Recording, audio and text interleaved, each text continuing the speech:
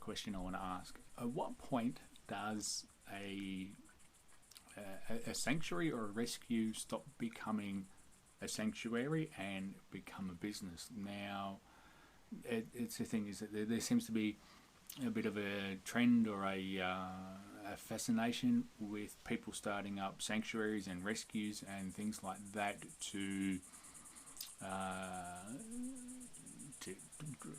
pretty much for what they are is to keep animals. So this is the thing, I want to know, at what point does a sanctuary stop being something whose purpose, or the purpose of the sanctuary or the organisation that has the sanctuary is of rehabilitating those animals or rescuing those animals, and what point does it become a business where it needs to have continual money to survive? So case in point, and further adding to that is Azam Azad did a clip a while ago about animal sanctuaries and people exploiting animals, and it's something I've written about in the past as well. And my favourite example of that is Edgars Mission. Now, on one hand, people think Edgars Mission's great because supposedly they rescue all these animals and they do this and they do that. Yet on the other hand, Pam and the people at Edgars Mission,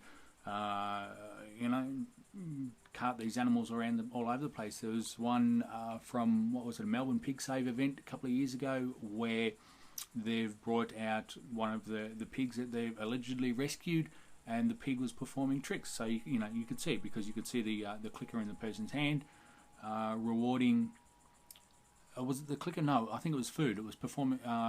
It was food that was in the hand. So the pig was performing tricks for food. So this is just another form of operant conditioning. And you have a look through the Facebook page of Edgars Mission. She travels around, or the people from Edgars Mission travel all over the place, all over the countryside in Victoria, with their animals, going to nursing homes and expos and places like that. So that's the thing. At what point does it become exploiting the animals? Now, people will get upset about circuses and with what they do with the animals, yet there's who is there? I don't think there is anyone that is actually questioning what Pam and Edgars Mission does with their animals. Now, here's the thing, is that something on from that is that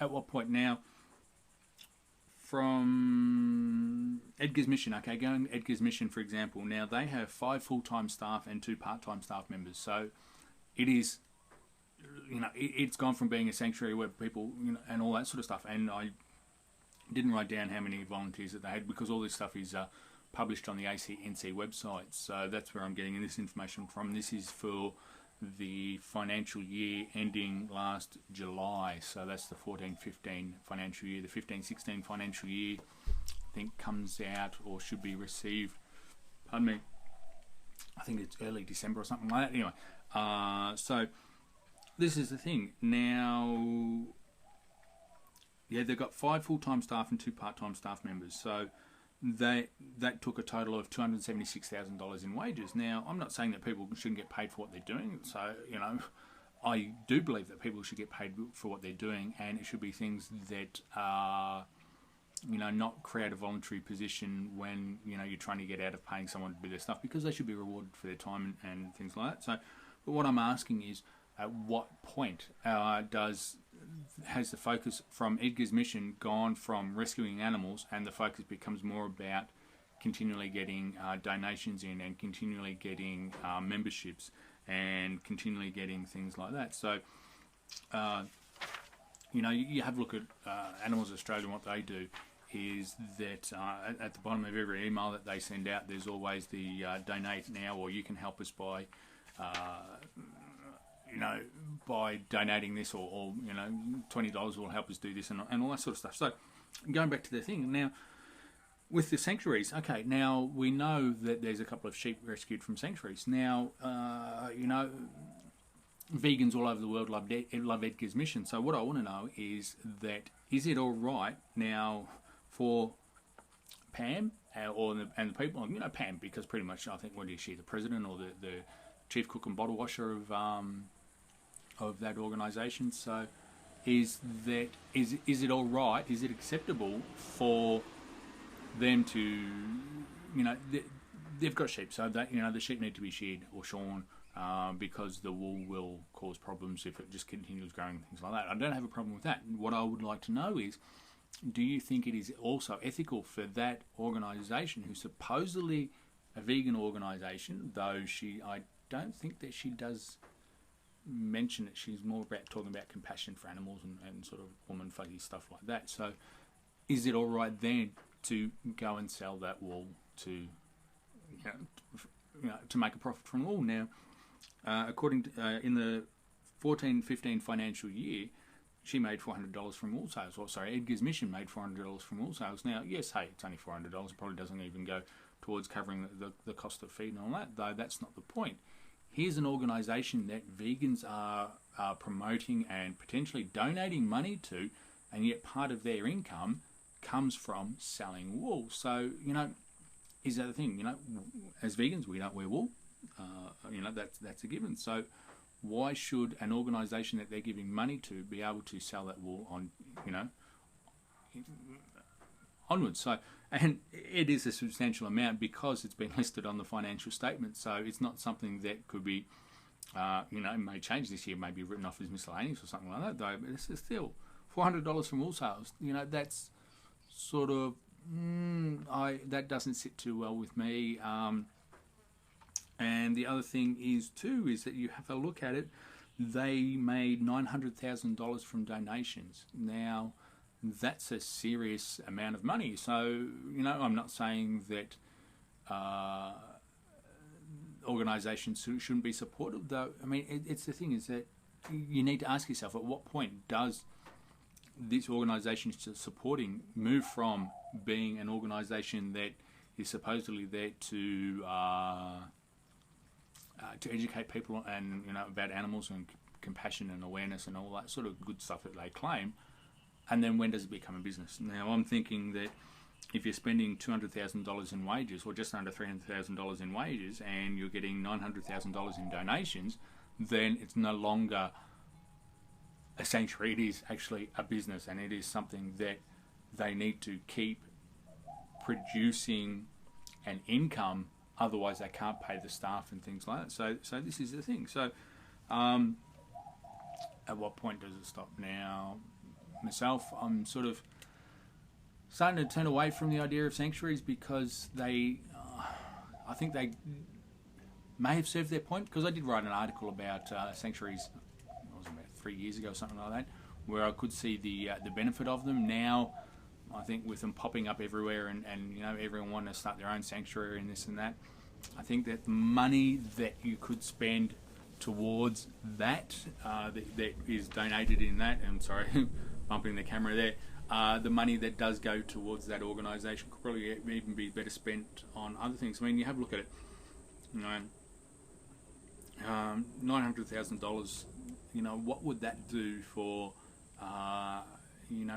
producing, doing some sort of vegan education, some sort of promoting veganism, and things like that. So, pardon me, I'm going to get comfortable again. I'm trying to. So, this is, I'm starting to get more, because I don't think it is an effective use of a person's time and money to be donating to these organisations anymore. Because I mean, it's the thing. Yes, you can give $50 a week or $20 a week, whatever it is, or $20 a month to, and $30 a month to an organisation. So it's at $360 a year.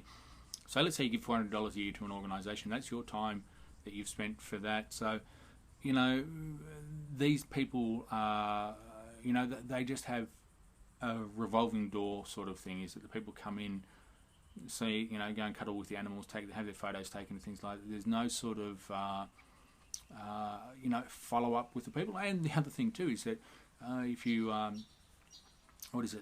going by the one here in Queensland, is that it doesn't seem to be people that aren't vegan that go to it. So it's normally vegans that go because they,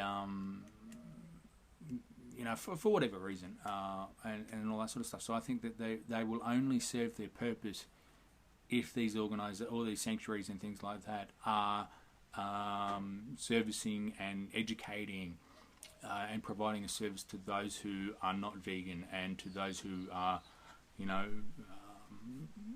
consumers of animal agriculture. So that's that's the thing. Is that, no? So going back to this Pam's one, I mean, like the property at wherever they are, that's a $2 million property there. So I mean, what how much could that do?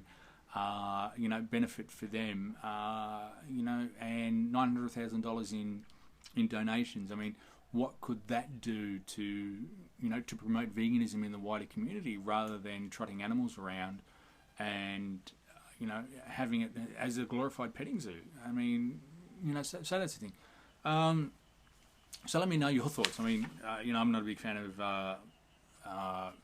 leafleting and all that sort of stuff. I still think that there's other things that could be done, other ways that you can promote vegan education, because there's that whole conflict with leafleting. Is it effective? Is it, especially if you're talking about the environment and things like that. Just having a flick through my notes, I can't see that I've written anything else about this one. So what do we come up? Just over 11 minutes there. I might end it on that one. Let me know your thoughts. Are sanctuaries a good thing? Are they starting to become more of a dime a dozen and they're losing their impact? Is it, is it something to do? And by the other thing too is that if you don't run a sanctuary as a business, then what happens when the money runs out? So this is the thing. As I said, changing my thoughts. I don't really think that sanctuaries should be as prevalent or as popular as what they are. And so anyway, that's my thoughts. Let me know what you think below. And this is another episode of Vegan Police TV. Blah blah blah blah blah. Don't fear the vegan police. We're here to help.